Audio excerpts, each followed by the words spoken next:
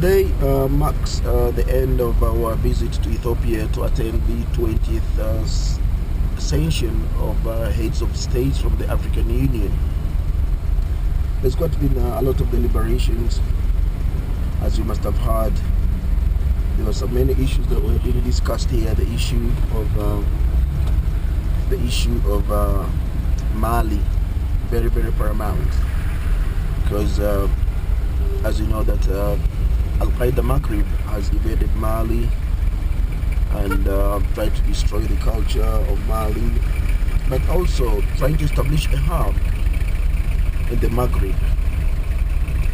The French forces have gone to the rescue of Mali, and the African Union is part of this contingent, and the African forces and ECOWAS have all been part of the solution.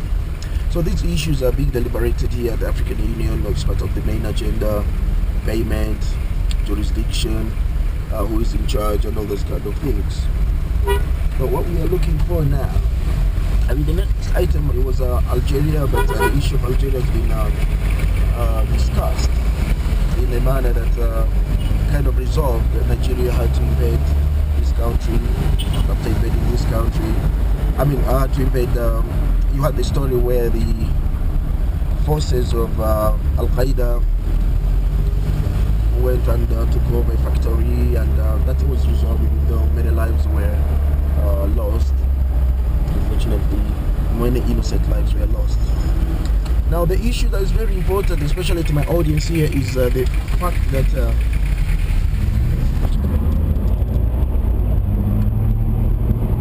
the war in the Congo, DRC, Democratic Republic of Congo, DRC has been a thorn in the flesh of Africa.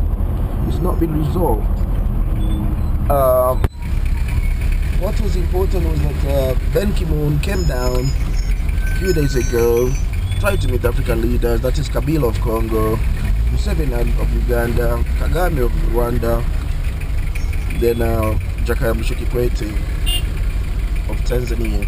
So there are many positions according to their blocks. You have the position of, this is my driver here who is driving me around. This is a taxi from Addis, as you can see, quite Christian with all Christian colors, and you see, it's a ladder. Going back to the topic is that the UN had a proposal, not even a proposal, they had a decision whereby they say, because there's an anonymous decision which says they need to have an intervention force in Africa. But then the issue is, what is the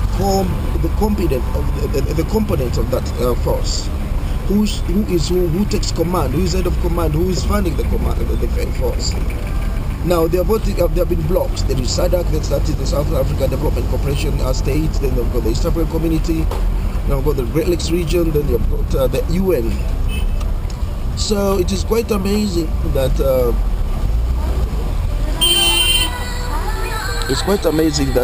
African leaders have said, no, we don't want this proposal, because he came with a document.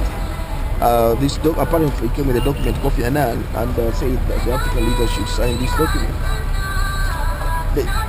The stem of the main issue of contention is who is in charge of this force. The African leaders say, no, we need to have this force, which is going to go into the Congo, invade Congo. After invading Congo, disarm these rebels once and for all. The UN is saying, no, let's do this diplomatic, because we have got, I think, very more, they've got UN forces in the Congo. So the UN is saying, no, let us have a UN force and add it on what we have in the Congo, and then we start from there. African leaders saying, no, you have had UN forces in the Congo since time immemorial, since emancipation, but nothing has happened before. I remember the Zambian president, when he was putting his representation, he said, this Congo that Ben Ki-moon is playing with has one of his kind. Let me say, one Secretary General of the UN lost his lifetime. So there must be plan B to see how to resolve Congo, but that plan B should be the African way. They need to intervene. They need to put in a standby. I mean, to put in a force that should go down there and disarm the rebels and keep the peace. other commentators and other heads of states, they were putting it, actually trying to support their position. They say rebels, they get rebels in the Congo, they get presumably standing ovation or a guard of honor. They get a guard of honor when they are operating in the Congo, because they even wave to the UN forces to, when they go to the front line, to go and kill people, because the UN forces in the Congo are toothless. So during the press conference, Ben Ki-moon was trying to justify what he thinks, why they took that decision. I remember Al Jazeera asked him, did you really consult the African leaders? Because that was also another thing, because African leaders think that they were not consulted. They were not consulted. Now, I'm leaving Ethiopia today. I'm going to the Mali conference. Today is the Mali Donors Conference, where all the main stakeholders, especially from the West, America, Britain, the other stakeholders, European Union, but under the African Union theme, that's what they call the Mali conference today. They're going to sit down and see what they can donate, how they can help Mali. I'm leaving Ethiopia, my country of my most populous nation. Very, very conservative. This is an Orthodox church. It's time for prayer now. People pray in the Orthodox church. They pray like 24/7. And then you pick it from there.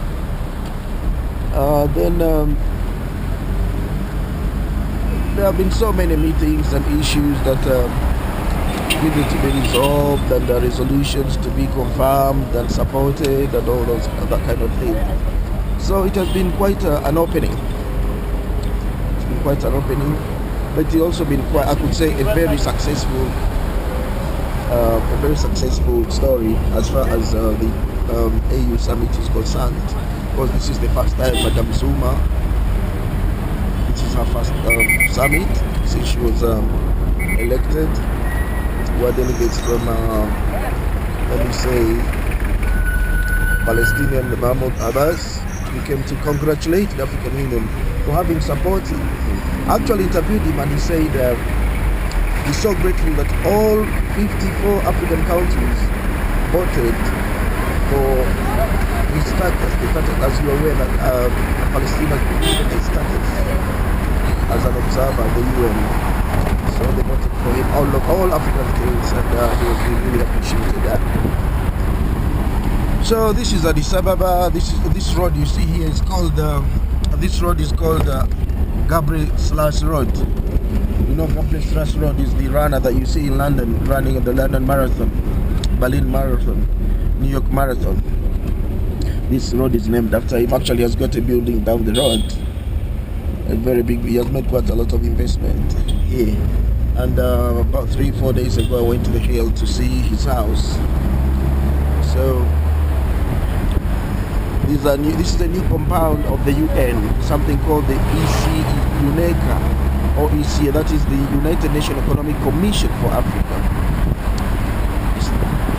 This is the outer part of it, which is still under construction, but they still have the old compound right inside there. Maybe we'll be able to see it. Right there, yeah, that is the UN that you see there.